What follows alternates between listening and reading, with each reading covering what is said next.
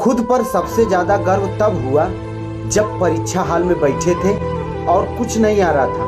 पीछे से मैडम ने कहा, अरे सीधे बैठो, पीछे वाला तुम्हारा देख रहा है। कसम से बता रहा हूं, एकदम सीना एकदम चौड़ा।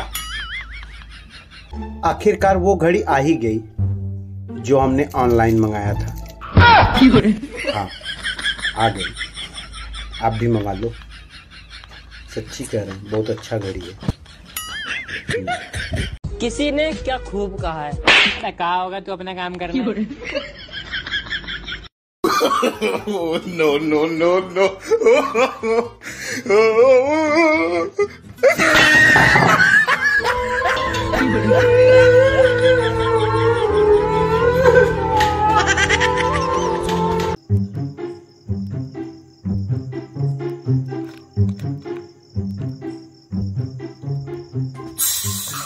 Fiore.